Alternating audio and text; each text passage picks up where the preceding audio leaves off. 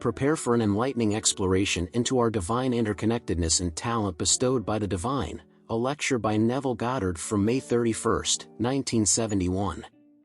This presentation delves into the often overlooked but inherent gift each one of us holds, a gift from God.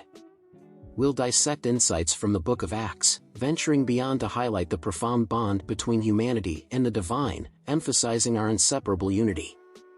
The enigma of our imagination being the essence of God will be unveiled. Consider this: the force that brought the cosmos into being and maintains its existence resides within you. Your imagination, a divine ember, is the gateway to transformative realities. By recognizing our deep connection with the Creator, we understand our capability to sculpt our existence and tap into extraordinary potential. Watch the video in its entirety for a comprehensive understanding. Subscribe for more transformative insights and share your thoughts and experiences below.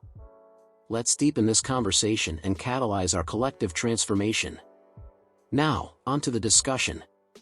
This evening, we're reminded by the scripture in the Book of Acts that God is incredibly close to each one of us, for in Him we live and move and have our being, Acts 17 verse 28. Let me offer a nuanced perspective. God is beyond the concept of nearness, as proximity suggests division, yet God and humanity are unified. Humanity is pure imagination, and God is humanity, existing within and around us. Echoing William Blake, the eternal body of man is the imagination, and that is God Himself. Thus, He transcends nearness, for that would imply a separation. In this realm, we possess the capacity to unleash the same creative force that fashioned the universe, through our magnificent human imagination, which is God. Through Him, all creation came into being, and nothing exists that wasn't made through Him, John 1 verse 3, regardless of its nature. Tonight, I'll share instances demonstrating that all of existence is a product of our splendid human imagination. Consider a recent Los Angeles Times headline about an airplane narrative that captured public attention. Narrated by Sir Lem, it recounts how an individual exploited this narrative, threatening to destroy a plane with 107 passengers unless paid $560,000. This demand, based on a figment of imagination, was met. Robbie Ealing, realizing the impact, requested the film's withdrawal from television, a plea ignored for the sake of profit, despite potential repercussions. Ealing did not commit to returning his earnings to offset the extortion, choosing instead to profit at the expense of others, unaware of the knowledge we possess. Imagination molds reality, as the divine imagination of God crafts existence, and God is within man. Hence, humanity's imagination also has the power to create, unifying God and humanity. God became us, enabling us to evolve into His likeness, capturing William Blake's sentiment, "There is no natural religion." At this level, err as much as you wish, delve into madness, and entertain any fanciful thought. Now, let's explore tales from William Butler Yeats in The Trembling of the Veil, particularly in the chapter titled Magic. Yeats narrates an incident in Paris, where, through intense imagination, he convinced a maid he had injured his arm, despite not having done so. His vivid imagination led her to believe his arm was indeed in a sling. In another instance, he intensely thought of a distant fellow student, conveying a message without words, confirmed by the student's subsequent letter. Yeats asserts countless testimonies to the power of imagination. He also shares Joseph Blanco's story, a tale rooted in truth about an Oxford student who, lacking funds, left college and joined gypsies. Encountered by former classmates among the gypsies, Blanco discreetly avoided recognition, promising to explain his situation later at an inn. Intrigued, they followed him to the tavern. Upon his entrance, he revealed to them that the gypsies were not mere wanderers as commonly perceived. They possessed a wisdom unknown at Oxford, a wisdom not even the scholars were privy to. "I was oblivious to it myself," he admitted. "Yet, I will share with you their teachings, which I have not only learned but also expanded upon. To demonstrate, I will leave you momentarily, and upon my return, I will recount the subject of your conversation in my absence." True to his word, upon his return, he accurately recounted their conversation. Puzzled, they asked how he managed this feat. He explained, "The choice was never yours. I orchestrated your discussion. My imagination guided yours." Their teachings revolve around the mastery of imagination, using it to steer one's actions.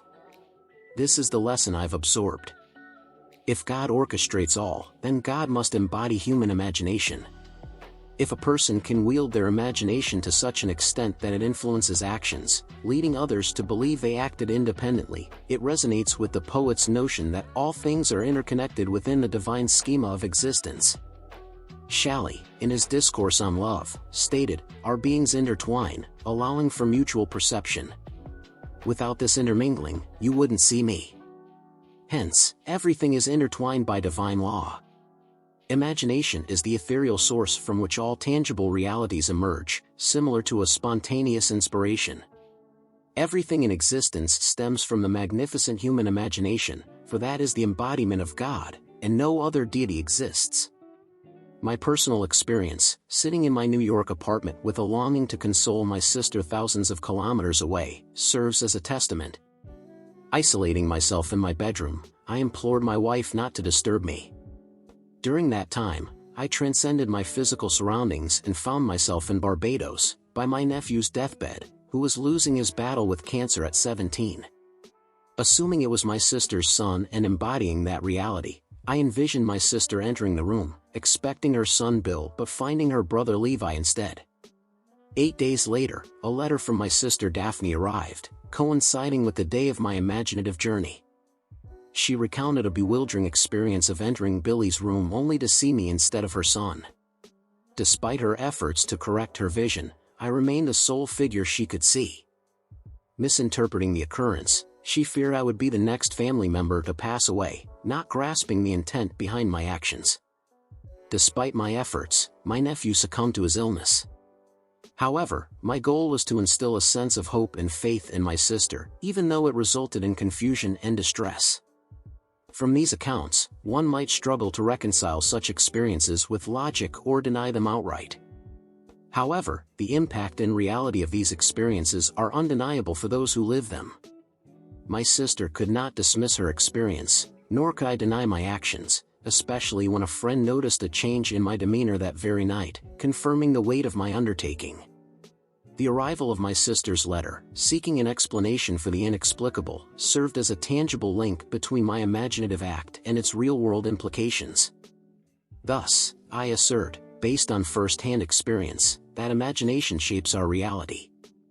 At our current stage, we're merely novices in a vast learning spectrum, akin to being in kindergarten, navigating through a world where imagination's potential is often underestimated or misunderstood. Misapplication of this divine gift can lead to unwelcome consequences. Today's misuse may translate into tangible losses, but tomorrow it could result in inescapable, non-monetary repercussions. The talent we wield is a divine endowment, with God having manifested in human form to elevate humanity to divine stature. This understanding forms the foundation of the law by which we navigate our existence. It's imperative to wield our imagination with love and consideration for all, as the fruits of our actions, whether born of love or neglect, will inevitably come to bear. Tonight, I affirm that God and humanity are inseparably one. God's omnipresence transcends the notion of nearness, since proximity implies a division that doesn't exist. God is so intrinsically part of us that he cannot be considered separate or merely close to us. When we speak of I or I am, we invoke the name of God, for there is no other. Misrepresentation of this divine essence, referring to it in the second person, distorts its truth. The divine name I am endures through eternity, guiding us through our existence. Therefore, let us not squander this profound connection. Setting our sights on a goal and fully immersing in the state of its achievement can transform the envisioned into reality. Currently, it might seem only a silhouette, a faint outline, because you haven't fully immersed yourself in the contour. Once you step into this framework, the outline transforms into a three-dimensional reality, becoming an aim solely for you. Then, let it be. In due course, it will develop and materialize into what is commonly recognized as tangible reality. The moment you engage with it, you are the essence of its reality. All conceivable things reside within the human imagination, everything exists within you as a mere silhouette. It's vague, yet if you immerse yourself within this so-called silhouette, embodying it, at that instant, your usual surrounding becomes a mere shadow, and this unfamiliar setting feels incredibly tangible because you are present in it. Each phenomenon in this supposed reality is a direct consequence, with every consequence stemming from an imaginative, not a physical, cause. This illusion is a byproduct of our transient memory. As Blake articulated, Milton, our memory is adept for familiarity but falls short of perfection. I'll provide an example tonight. When you return home, take an ordinary magazine, select a cover, a landscape, or a postcard. Observe it closely, understanding exactly what you're doing. You're scrutinizing the postcard, attempt to commit it to memory. Dedicate as much time as necessary. If it takes an hour, so be it. Strive to memorize that card, believing you have mastered it. Good, you think you comprehend it. Now, flip it over and attempt to recreate it from memory. Be truthful with yourself and recognize the discrepancy from what you observed. Yet, when your memory convinces you it's close enough to be the same, you accept it's the same card because it's sufficiently similar. However, it's inadequate for an accurate reproduction. Thus, our memory suffices for recognizing similarity, which explains why an individual fails to recall what he envisioned. He overlooks his imaginative endeavors when they manifest. Facing his creation, he denies any involvement. He cannot recall his actions. Now, every individual with a vivid imagination is perpetually casting, I would venture, an enchantment, affecting those around him who are passive and less imaginative. They invariably succumb to the influence of those with a more vibrant imagination. They are the ones harvesting the outcomes. Reflect on the lament from the cross, Father, forgive them, for they know not what they do. Their actions were spurred by some imaginative force. Hence, forgive them, the participants are merely instruments. Any blame should be directed at the Creator, not the participants. When condemnation is directed at the participants in the drama, if there's any blame to be assigned, it rightfully belongs to the Creator, not the participants. The ultimate creator of the narrative is God, for God embodies the magnificent human imagination. Consider the individual who defrauded Qantas of $560,000. He originated the scheme, inspired by a television program. It sparked the idea. He pondered, perhaps I can succeed in this endeavor. Who then was the creator? Robert. It was his brainchild. And there was a participant who thought, here's a scheme to secure $500,000, and he achieved it because the lives of 107 passengers were at stake, and the threat of an explosion at a certain altitude was too grave to ignore. Thus, the demanded $560,000 was paid to preserve the lives of the 107 individuals on board. Then, the participant received the money. If apprehended, he would likely face life imprisonment. But who is truly culpable? The one who devised it. So, he profits from the scenario he created, continuing to earn from it. He authored a series that ran during prime time for 2 to 3 years and remains in syndication. In other instances, everything external to his extraordinary imagination was invoked. What he accomplished with it, however, harmed no one. He amassed wealth through his talent, but in doing so, he misapplied his gift, and his remorse does not negate the fact. Nevertheless, he suffers in ways that money cannot amend. This narrative underscores that misuse of this talent inevitably leads to repercussions, inescapable and beyond monetary compensation. This is the essence of the story. Thus, the astonishing human imagination is God, and this God orchestrates all phenomena in the world. As Neville elucidated, man does not succumb to circumstances, rather, circumstances are forged by men.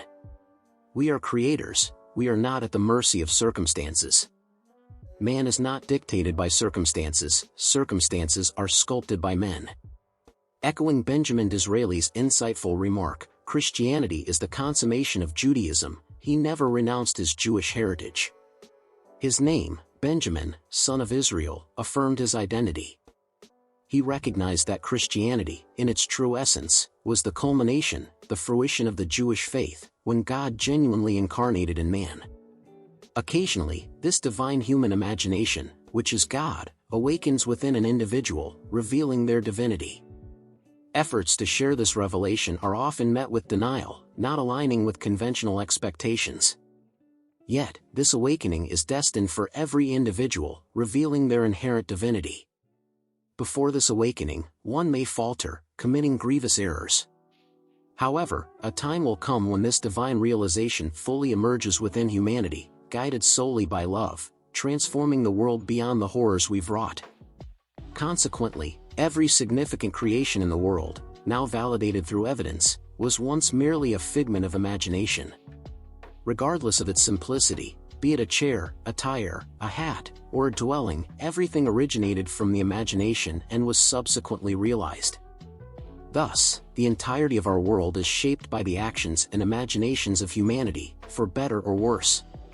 So, tonight, take this message to heart, understanding that you alone bear responsibility for the phenomena in your life. If you remain passive and inattentive, you are susceptible to influence because all things, by divine law, intermingle and are interconnected. However, you possess the capacity to transcend mere influences. You and I, presumably, are beyond exploiting our creative prowess for nefarious gains. Yet, the world contains individuals who, lacking such ethical constraints, are easily swayed by the potent imaginations of others. If the successful author were to lecture on the art of writing, commanding a hefty fee for his insights, despite his ignorance of the biblical narrative, it reflects a disparity in understanding. He might amass wealth, but you possess something far more valuable, the awareness of how to employ your imagination for the greater good. This understanding embodies the scriptural law, affirming that our imaginative acts forge the realities of our world. Imagination molds reality.